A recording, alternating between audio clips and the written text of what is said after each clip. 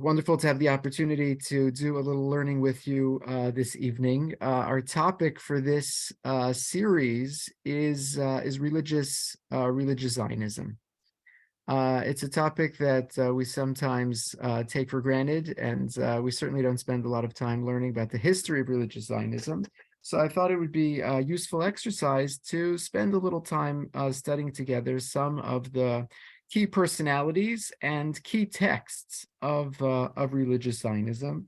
There's always the question of where to start and who to prioritize, and those are important questions. So please don't read too much into any of my decisions. Obviously, there's only so much time that we have together, and if there's someone that we're neglecting or forgetting, it shouldn't be interpreted as an affront to anyone in the religious Zionist camp.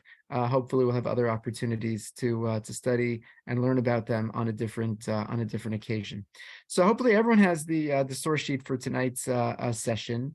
The individual that I've chosen to start with is a man by the name of Rabbi Yitzchak Yaakov Reines, and he's functionally the founder of the Mizrahi movement, which in 2023 is really synonymous with religious Zionism.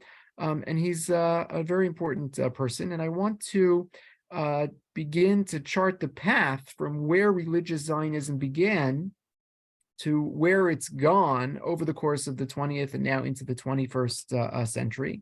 Because as we'll see very clearly in studying the life and works of Rav Yitzchak Yaakov Reines, we'll see very clearly that the idea of religious Zionism, the ideology, if one could even use that word, of religious Zionism at the end of the 19th and beginning of the 20th century is something very different from what we consider religious Zionism when we say, oh, we daven at the Jewish Center, we're a religious Zionist shul.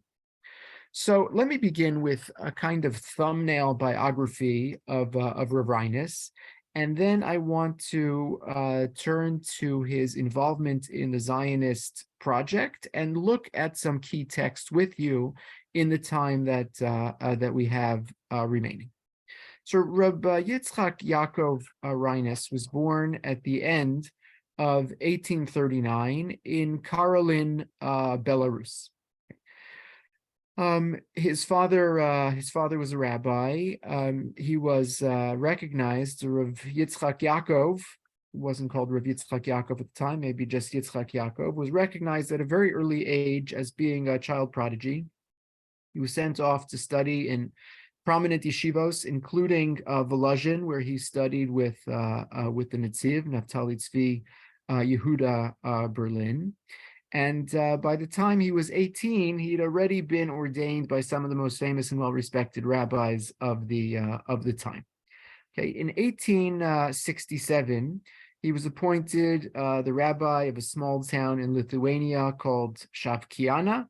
He spent a couple of years there. He moved to another small town, which was maybe a suburb of Vilna called Svetsianya, something like that.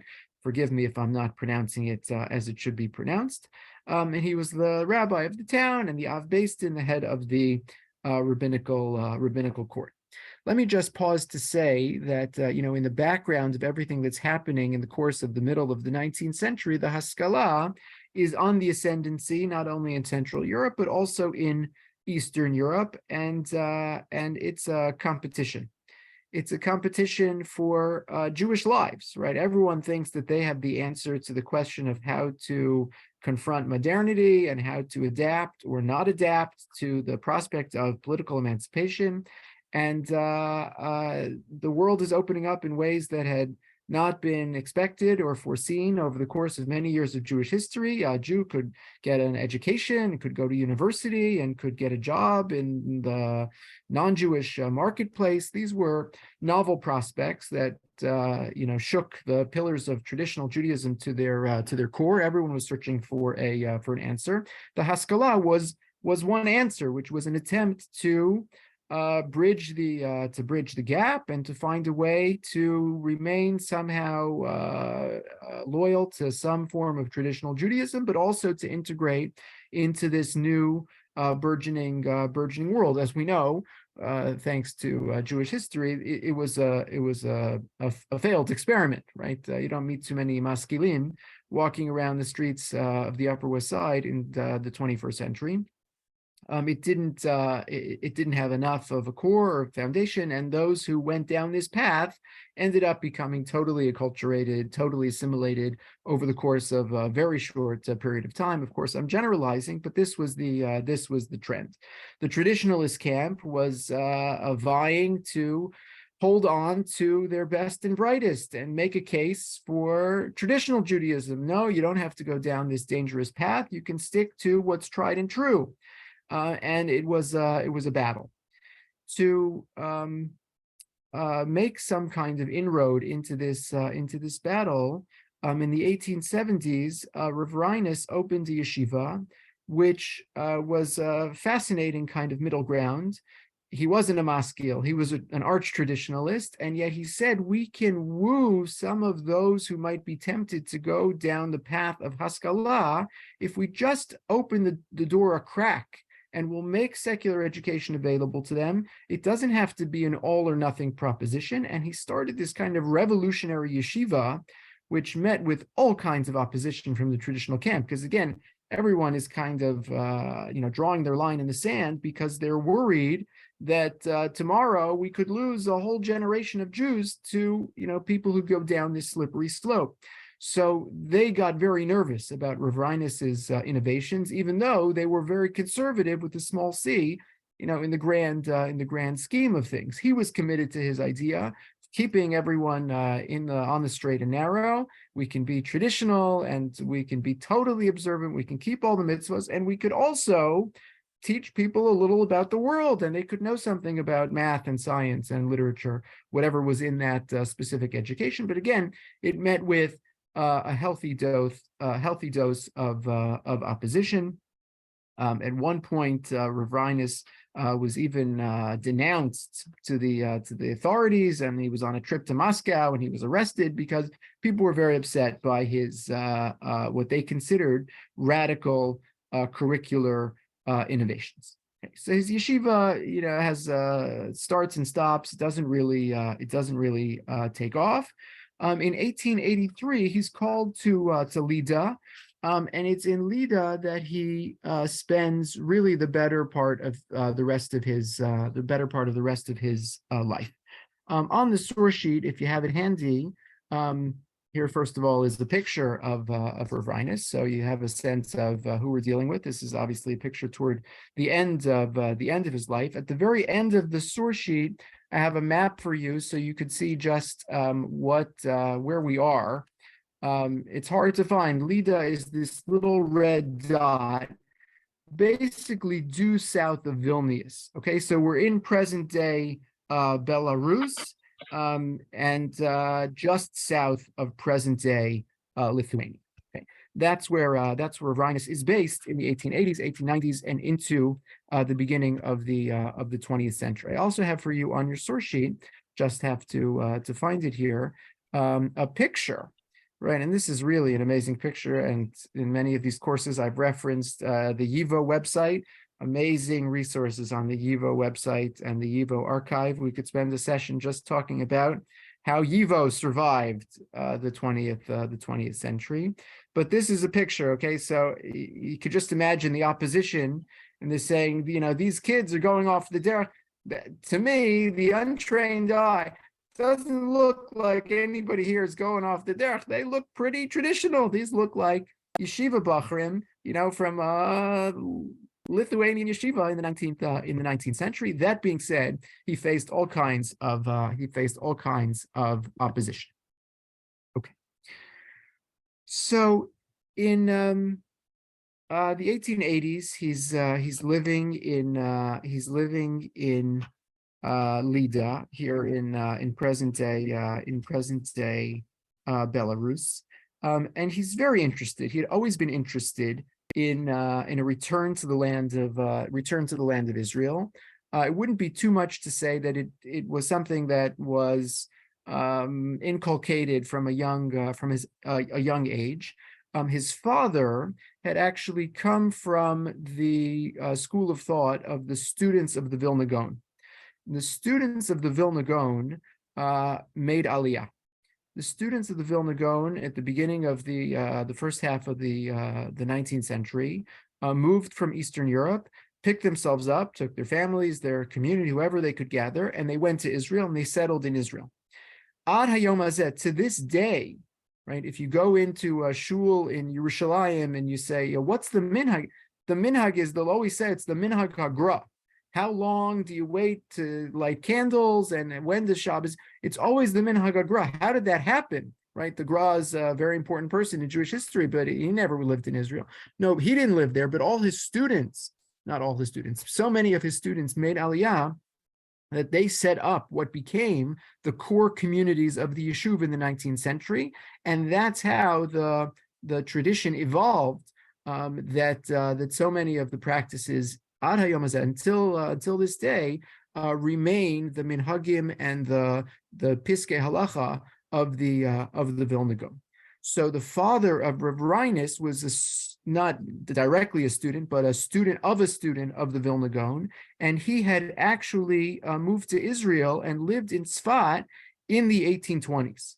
Not everyone who made Aliyah, and this continues in the 21st century, not everyone who makes Aliyah is able to remain in Israel. And particularly in the 19th century, the situation deteriorated in the mid-1830s, and a few years before Rav Reines was born, his family had to leave Tzfat and head back to Eastern Europe. Okay, but he was born into a family that had done this, that had actually made Aliyah well before there was such a word as Zionism, but had made Aliyah and made it a priority to return to Israel. So already in the 1880s, Rav Reines was having meetings with some of the early Zionist thinkers to talk about ways that yeshivas could be built in the land of Israel and new curricula could be started. And you could make the land of Israel, Rav Reines argued, into a center of Torah learning for the Jewish world. And obviously, everyone was excited to hear these ideas, but this was a moment in Jewish history when it sounded more like pie in the sky than something realistic. So when does political Zionism take off? Political Zionism takes off and begins to coalesce, as you know, around Theodor Herzl. He publishes in 1896 Der Judenstaat, the Jewish State, and in 1897 calls the first Zionist conference in Basel.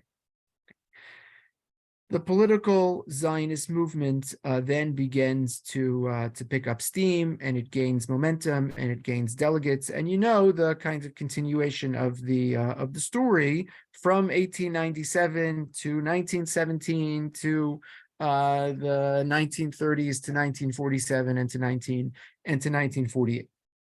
1940 in 1897, the religious world, even those who may be sympathetic to Zionism, the religious world is looking askance at Herzl and the Zionist Congress. Everyone, by the way, is looking askance at Herzl and the Zionist Congress. The right, left, and center.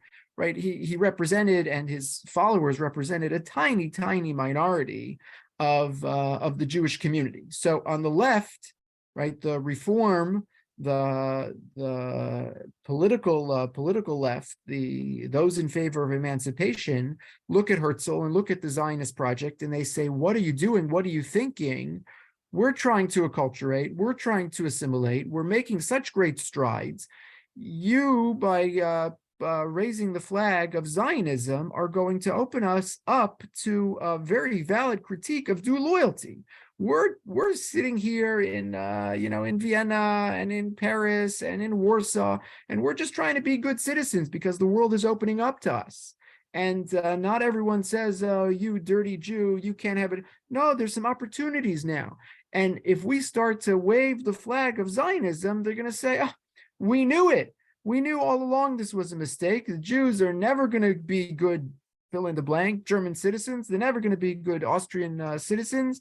Their real loyalty is to another project and to another country. And let's just drum up the same anti-Semitism of old. So that's everyone on the left, launched that stinging critique of Herzl and Zionism. And on the right, right? They launched a very different critique, which is you can't go back to Israel until Mashiach comes. No one sanctioned this kind of political activism. We've been in diaspora for 2,000 years. We've never heard of such a thing. We can't possibly sanction a return to Zion. And what's doubly problematic is that the leaders of this movement are secular Jews who've thrown off the yoke of traditional Judaism. So we can't make our bed and start to ally ourselves and to make partnerships with people who are not interested in the mitzvos of the Torah. We can't possibly do. Okay, so right and left, going and coming, the Zionists were being attacked, right? Forget about from the non-Jewish world. Internally, from the Jewish world, no one wanted it. Everyone thought it was a terrible idea. So Rav Reines has this amazing kind of self-reflection. He says it took 2 years, 1897. The world is watching. Der Judenstaat gets published, the Jewish state, 1896, 1897, the first Zionist Congress, 1898, the second. And look, I have for you just in source number 1 this reflection of Rav Reines. I'll just share a couple lines. He writes the following. He says, during the 2 years from 1897 until 1899, during the 2 years, my mind did not rest. I thoroughly investigated its potential, meaning Zionism's potential, from the religious standpoint, as well as from a logical viewpoint. Okay, so he's a Zionist, but he's an Orthodox Jew. He cares about Israel. Everyone's looking for a political solution to the problems of anti-Semitism, particularly in Eastern Europe. And he's grappling. And he says, I also studied the person, Herzl, who stood at the head of the movement, to ascertain whether he is the person fit to head such a national movement. Okay, that's a big deal for a religious Jew to say, I'm going to follow a leader who's not in the least bit interested in religious Judaism.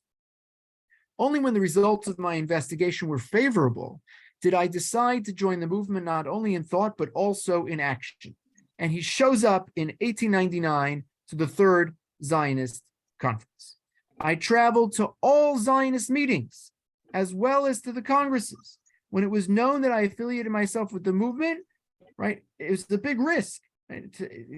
Everyone was against the whole project, particularly the traditional camp. Okay. And now Rav Reines, who's a member of that traditional camp, shows up to the World Zionist Congress, and boy, does he get criticized. When it was known that I affiliated myself with the movement, the opposition came to me and requested that I withdraw my membership. They said, what are you doing? You can't do this. They feared that my alliance with them would cause to grow and strengthen membership. And again, they're opposed to the whole project, so stop supporting them. They tried at great length to dissuade me, but their attempts only made me more loyal in my work for the Zionist cause. I realized how much they lack in knowledge and understanding of the Zionist problem. When they realized that their attempts were useless, an outstanding rabbi of our land was sent to visit with me. Okay, and I read somewhere else that it was the Chavetz Chaim. I can't corroborate that, but there's at least one historical account that says the Chavetz Chaim was dispatched to plead the case against, right, involvement in the Zionist movement, whoever it was, somebody who would have been a towering giant of the moment, to try to persuade Rav Reines to abandon ship. It wasn't going to happen. First argued from a religious point of view. After proving to him that his arguments have no validity, he attempted another approach. He tried to impress upon me that people have always turned to me for advice, and now that I have associated myself with a movement which has many critics, they will no longer seek me out, and this would be a loss for me. It's going to harm your reputation. You can't associate with the Zionists. Get out. He said, no, I'm not getting out. I made him aware of the fact that I expected to personally suffer in some way as a result of my decision. He says, I'll take it. It doesn't bother me. I'm committed to what I believe in. However, I could not possibly dissociate myself from the Zionist cause unless someone could prove to me logically that I was doing the wrong thing. I further emphasized that it was my opinion that it is the duty and obligation of every Jew to join its ranks. Okay, so one of the things that made Rav Reines so amazing is that in the face of overwhelming opposition, he became one of the very first religious Jews to pick up the flag and to actively join the Zionist cause. Okay, and he didn't just join, but he recruited others to join, and a movement coalesced around Reines, which basically became the movement of the religious Zionists. And in 1902, those religious Zionists had their own conference in Vilna, and that is where the name Mizrahi originated. Mizrahi is a conglomeration of the words Merkaz Ruchani. Okay, Mizrahi is also its own word, but it's a combination. Merkaz Ruchani, Merkazi, right? We're going to create a spiritual center, and there's two goals, right? One goal is to heighten awareness among religious Jews about the possibility of Aliyah and the possibility of a return to Zion. And goal number two is, you can only make a difference from the inside, which is to say, if you have opposition to the secularist nature of this movement, so join the movement. You'll have a vote, you'll have a voice, you'll have a say, and maybe if you have a big enough contingent, you'll be able from the inside to move the needle, right, and to create more of a presence of Torah thinking, traditional thinking within an avowedly secular camp. Okay, so they're an overwhelming minority, to be sure, but now there's a movement, and I have a picture for you on the source sheet somewhere here of the first. Here it is, the first Mizrahi conference. So there was a meeting in Vilna in 1902. I think the first official conference was in Lida, right, hometown of Reines, in 1903. Okay, and you don't see any white knit yarmulkes. These are religious Zionists. Okay, and we'll have to see in a moment what it means to be a religious Zionist.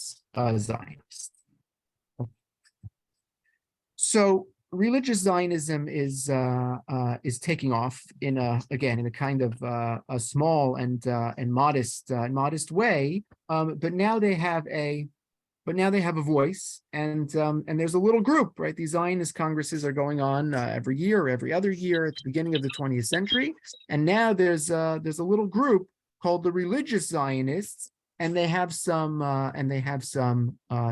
say. I have for you in source number 2. I'll just kind of summarize it in the interest of time, or before I do, maybe I'll just say an important kind of principled point, which is the religious Zionists had to answer two implicit or really explicit questions, which were looming and hovering, and they were constantly bombarded by these two questions, right? So one was a Talmudic objection, which is the famous Gemara at the end of Ksuvos, says that there are 3 oaths that the Jewish people were enjoined to observe, and one of those oaths is you're not allowed to rush the end. God is the one who's ultimately going to bring the redemption. So how can it be that we're joining a movement which is preempting God? If God wanted the redemption to come, he would have sent Mashiach and he would have brought the redemption. So how can you Zionists, how can you reconcile your political activism with the explicit Gemara that says we're not meant to rush the end? Question number 1. Question number 2, there's 2 camps here. There's religious Jews and there's, you fill in the blank, and they had lots of terms for them. There's secular Jews, there's free-thinking Jews, there's radical Jews, there's anti-religious Jews, right? But that's not us, right? The traditional camp is saying. They're a different camp. And the different camp is being led by a free thinker, right? By someone who is not anywhere even connected to Jewish observance. It's not like, oh, I'm a little frummer and you're a little less frum, and you go to shul 3 times a day and I don't always go for Ma'ariv, and no. I'm saying Herzl is no background. He's never spent a day in yeshiva. He could barely speak a word of Hebrew. I don't think he ever put on tefillin in his life, right? So how do you justify the fact that you're standing in line behind a captain of this cause who's got nothing to do with Torah Judaism? How do you justify it, right? So these are the two looming questions over anyone who's in the traditional camp who's interested in joining the Zionist cause. So I have for you in source number 2, one of Reines' answers to the second question about Herzl. How do you join a cause that's led by someone who's not in the camp of observant Jews? And he writes in this kind of lyrical pre-modern Hebrew, which borrows so much from Tanakh and from Chazal. And he says, everyone expected that the person who's going to usher us back into the promised land is going to be someone on the highest spiritual level. And they're not just going to be a regular, observant Jew. They're going to be the holiest person, and it's going to be someone who fasts and who wears tefillin all day, and they're always doing mitzvos, and they take no pleasure from the world. And you'd imagine, right? Who's this tzaddik who's like a larger than life tzaddik personality, a tzaddik and a chassid and a gaon, and it's not who that is. I mean, we're at the Zionist Congress, and we're listening, and the guy is speaking German, and he never puts on tefillin, and he doesn't eat kosher, and who is this guy? And he says, sometimes you have to judge the captain by their capacity to captain the ship, and you can't ignore the fact that this is a man who has attracted all kinds of followers, all kinds of following, and he's successful. And that success has to grab our attention. It can't be that someone is on the world stage doing what Herzl is doing, and we just ignore it. Like, oh yeah, that's it doesn't matter. It matters. It has to matter. By virtue of his success, we have to be alert to what's happening, and we have to pay attention. And if he doesn't look the way we envisioned he was going to look, that shouldn't bother us too much. Okay, and on that note, I have for you source number 3. We could just look at it in the English in the interest of time, where he writes in a kind of a halachic argument, and he just says it's a drash, based on a Medrash Rabbah, where the Medrash Rabbah says Vayerev Vayivoker. So what's the drasha? Vayerev elu masem shel rishayim, vayivoker elu masem shel tzadikim. Vayerev vayivoker yom echad. What's the pasuk? The pasuk says it was night, it was day, and that was the first day of creation. And the Medrash says Vayerev, that's the rishayim. Vayivoker, that's the tzadikim.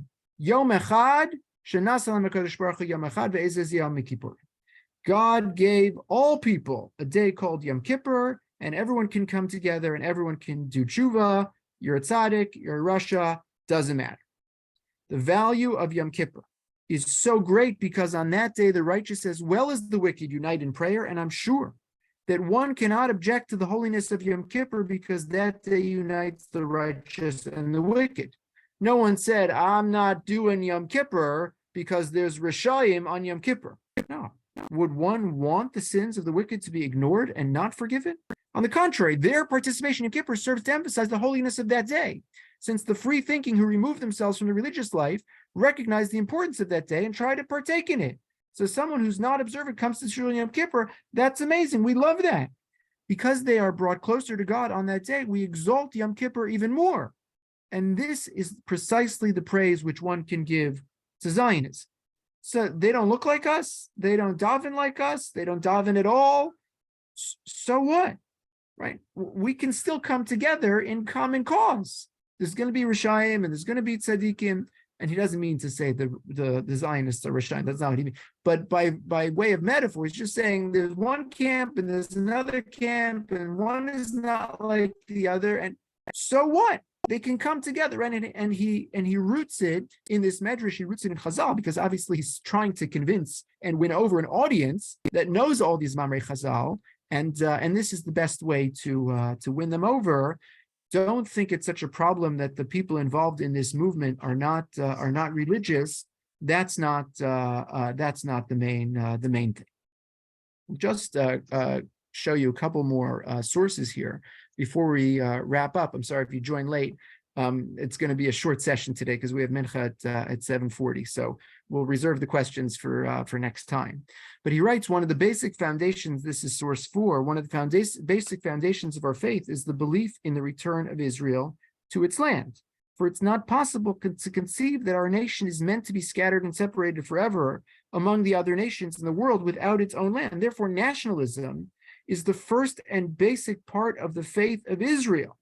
For a unique people with its unique religion can only be fulfilled at the time when it has its own land, at the very least, a hope that it can return to its land.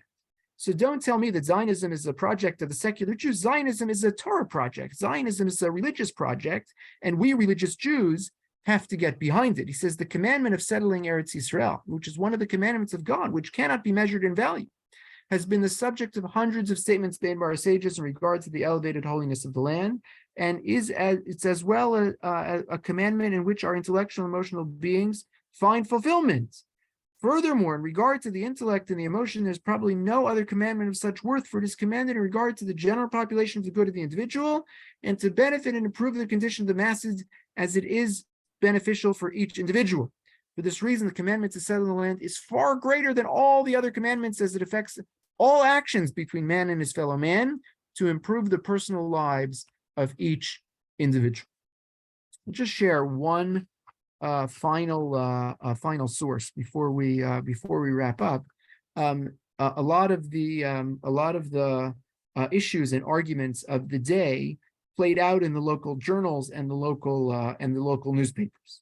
So there's one popular publication called Hamelitz, which was, I believe, published weekly or maybe even more often than that. And we have them. They're actually all available online, which is really amazing. You can go back and see these newspapers, Jewish newspapers that were circulating in Europe.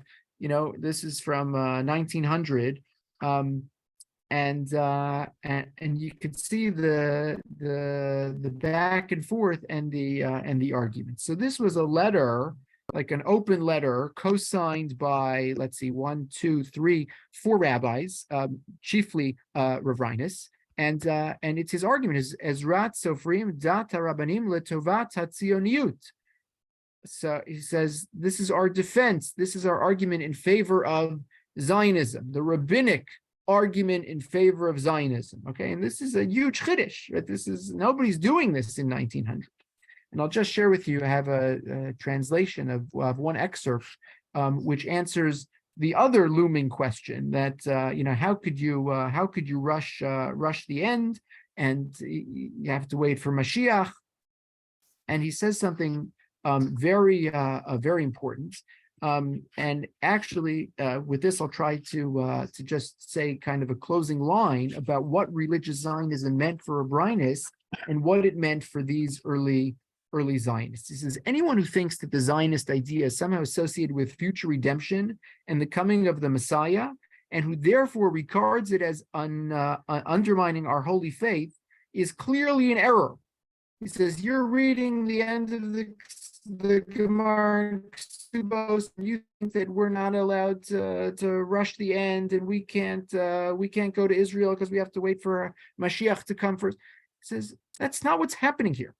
You're mistaken if that's what you think is happening here. Zionism has nothing whatsoever to do with the question of redemption. Just stop the presses. We're not talking about Geula and Reshit, Smichat. It's not about Smichat Geula Teinu. The entire point of this idea is merely the improvement of the condition of our wretched brethren. And this is like a line extracted directly from Herzl. I'm not talking about theology. I'm talking about pragmatics. There's pogroms and there's massacres and there's anti-Semitism, and the Jews of Europe are in a terrible place and they need a refuge. So Herzl would say, I never heard of the Gemara, so I'm not interested. I'm just looking for practical solutions to practical problems. And this is what Rav Reines says. He says the entire point of this idea is merely the improvement of the condition of our wretched brethren. In recent years, our situation has deteriorated disastrously, and many of our brethren are scattered in every direction to the seven seas in places where the fear of assimilation is hardly remote, right? And he's looking at it from both sides. Herzl is saying Jews are being persecuted and their lives are in danger. Reines is saying Jews are being persecuted, their lives are in danger, and their spiritual lives are in danger, because even if they're not in physical danger, maybe they're sipping coffee in a cafe in Vienna, but how good is that going to be for that Jews, future children and grandchildren if they just become Viennese citizens who are totally assimilated and don't even think about their heritage? Because I don't want that either. So he has two reasons, right, why he's so in favor of Zionism, right? From a practical anti-Semitism point of view, and from a practical faith point of view, as far as getting the Jews to a condition and a place where they'll be able to, not be constantly under threat of acculturation and assimilation. The Zionists saw that the only fitting place for our brethren to settle would be in the Holy Land. And if some preachers, while speaking of Zion, also mention redemption and the coming of the Messiah, and thus the abominable thought enters people's minds that the idea encroaches upon the territory of true redemption, only they themselves are to blame, for it is their own wrong opinion they express. If people start talking about, Zionism and Messianism, and how could you rush the end, that's an invention of their own making. That's certainly not the goal of the Zionists, and that's certainly not our goal. He was just being pragmatic, right? He says, my whole interest here is just to find a practical solution to the problems that Jews of Europe are facing. I'm not interested, right? He's a massive Talmud Chacham. He knows Shas backwards and forwards. I'm not interested in the Talmudic ramifications of Jews living in Israel in 1900 or at the beginning of the 20th century. I'm interested in saving Jewish lives and saving Jewish souls. And you want to have a debate about Messianism? Go have a debate about Messianism. He says, that's not what I'm talking about at all. So in fact, and this is kind of the great irony, the earliest religious Zionists, you could really say, were basically just pragmatic Zionists who, threw their lot in with the other pragmatic Zionists, the political Zionists, the Herzl Zionists, without any thought of the religious implications of what a return to Zion would mean, right? So it's not a religious ideology that was spurring them to support Zionism. It was just good politics and good pragmatics to save Jews from threatening situations, to get them back to the Holy Land. So what religious Zionism meant for Reines, in 1903, was really, I'm going to be a political Zionist and I'm going to be religious, but not that my Zionism will be somehow colored by my religious beliefs or my ideology.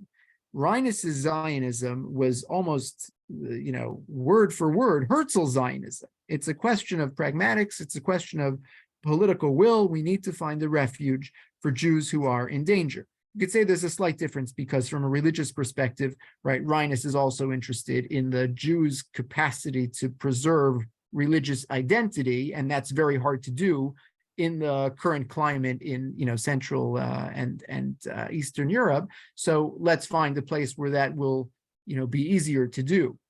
But from a functional perspective, right, this is Zionism among religious people, as opposed to what we think of in 2023 when we talk about Zionism, that religious Zionism as a Zionism which is informed by religious values. So we're going to see as we move forward over the course of the 20th century how some of this thinking begins to shift, and a camp that becomes quite interested in redemption and quite interested in Messianism, but that is certainly not how Mizrahi began. So you'll forgive me because we're out of time and I have to run to Mincha. But please feel free to email any lingering questions or comments, or just jump on a couple minutes early next week, and we'll be happy to talk about them and entertain them. So please God, we'll pick up at this time 1 week from today on the 9th of May. And the plan is to talk about Rav Kook, whose religious Zionism is very different from Rav Reines's. Thank you all for joining, and I look forward to seeing you 1 week from today. Wish everyone a wonderful evening. Thank you. Thank you. Thank you.